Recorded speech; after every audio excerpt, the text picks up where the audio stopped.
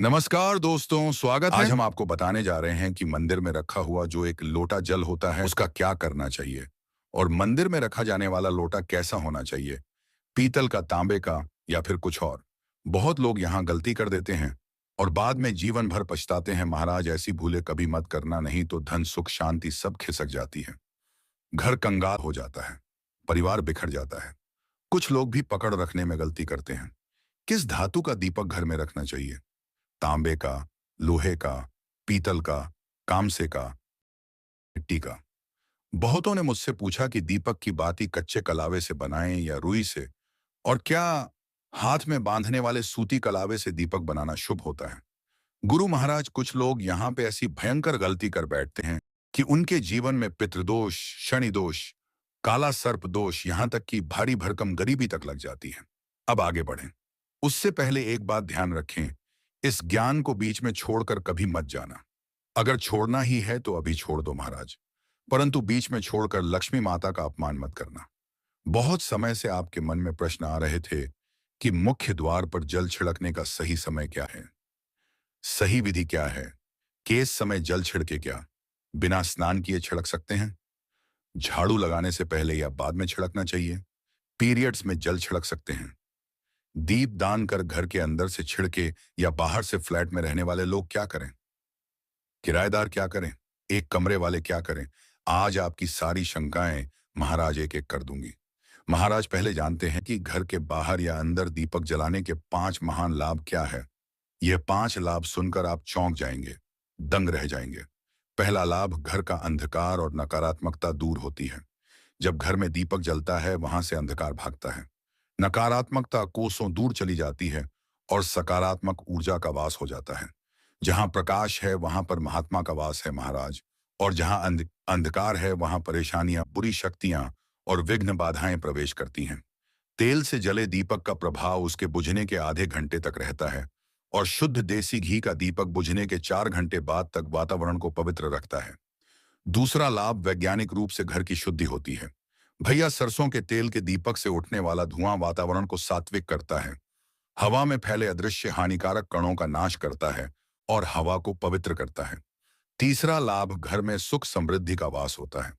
सुबह और शाम भगवान के सामने दीपक अवश्य जलाना चाहिए। पूर्व दिशा में दीपक रखने से दीर्घायु, उत्तर दिशा में दीपक रखने से धन समृद्धि बढ़ती है। दीपक हमारे जीवन के अंधकार को भी दूर कर देता है महाराज। चौथा लाभ, बीमारियां दूर होती हैं। यदि आप दीपक में एक लौंग डालकर जलाइए जाते हैं तो चर्म रोग और कई प्रकार की बीमारियां अपने आप दूर होती चली जाती हैं। 5 लाभ, शुभ शक्तियां आकर्षित होती हैं। जिस घर में रोज दीपक जलता है महाराज, वहां कभी अंधकार नहीं ठहरता। वहां सदैव सुख, शांति, समृद्धि और सर्व शक्तियों का आगमन होता है। अब प्रश्न आता है, मुख्य द्वार पर जल छिड़कने का सही समय क्या है? महाराज सुनिए, जल का छिड़काव सूर्योदय से पहले होना चाहिए। रात को सोने से पहले रसोई में एक पात्र में जल भरकर रख दीजिए। तांबे का हो तो उत्तम, पीतल चलेगा, स्टील भी चलेगा। गंगा जल हो तो डाल देना, हो तो केवल शुद्ध जल भी पर्याप्त है। सुबह उठकर सबसे पहले हथेली का दर्शन कीजिए, फिर माता पृथ्वी को प्रणाम कीजिए, फिर दाहिना पैर भूमि पर रखें और फिर रसोई में जाकर जल उठाएं। इसके बाद मुख्य द्वार खोलकर जल छिड़क दें। माता लक्ष्मी का ध्यान करें। हेमा माता, मेरे घर में प्रवेश करें, मेरे घर को समृद्ध करें और अपने पितरों को नमन करें, क्योंकि दहलीज पर ही पितरों का वास माना गया है। अब एक बड़ा प्रश्न, क्या जल छिड़कने के लिए स्नान आवश्यक है? नहीं महाराज, यह उपाय स्नान से पहले ही किया जाता है। उठकर तुरंत करना है, बिना स्नान किए।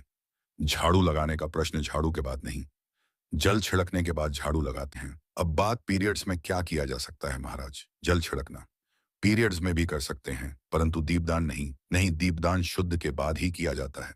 फ्लैट में रहने वाले क्या करें, किराएदार क्या करें, एक कमरे वाले क्या करें?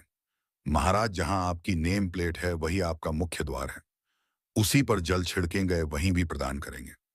अब मंदिर में रखे जल की बात। मंदिर में रखा जल बहुत पवित्र होता है। मंत्र जब, भक्ति, प्रार्थना प्रार्थना सबकी ऊर्जा उस जल में समाहित हो जाती है। इसीलिए सुबह की पूजा में एक लोटा जल अवश्य रखा जाता है। यह जल अगले दिन पूरे घर में छिड़के रोगी को दवा, इसी जल से वे परिवार के सभी सदस्य थोड़ा थोड़ा पी सकते हैं। व्यापार स्थल पर छिड़के, तिजोरी पर छिड़क के बच्चों की किताबों पर छिड़कें। और यदि भोजन सात्विक है तो रसोई में इस जल का उपयोग कर सकते हैं। लेकिन यह जल कभी भी तुलसी में और फिट नहीं करना चाहिए, क्योंकि देवी देवताओं द्वारा ग्रहण किया गया जल होता है। हाँ, लड्डू गोपाल राधा कृष्ण को और जल अगले दिन तुलसी में चढ़ाया जा सकता है। अब दीपक की धातु, स्टील का दीपक अशुभ, लोहे का दीपक शमी को क्रोधित करता है, कांच का दीपक राहु केतु को नाराज करता है, इसीलिए घर में कभी नहीं रखने चाहिए। सुबह क्या है? तांबे का दीपक, पीतल का दीपक, मिट्टी का दीपक, यह तीनों घर में सुख, समृद्धि और लक्ष्मी का वास कराते हैं। दीपक की बाती कच्चा, अलावा और रुई या शुभ हाथ में बांधे जाने वाले सूती धागे से बात भी बनाना अत्यंत अशुभ। ऐसा करने से घर में क्लेश, विवाद और गरीबी प्रवेश करती है। अब मंदिर की घंटी महाराज यह अनोखा रहस्य से है। शिव पुराण, विष्णु पुराण, लिंग पुराण सभी कहते हैं, जिस क्षण आप मंदिर में घंटी बजाते हैं, उस क्षण पृथ्वी पर हो रहे सारे तीर्थों के पुण्य, साई आ स्पागे दे मौसपन, सारी साधनाएं, सारे जप तब आपके नाम पर लिख दिए जाते हैं। घंटी का नाद वातावरण को पवित्र कर देता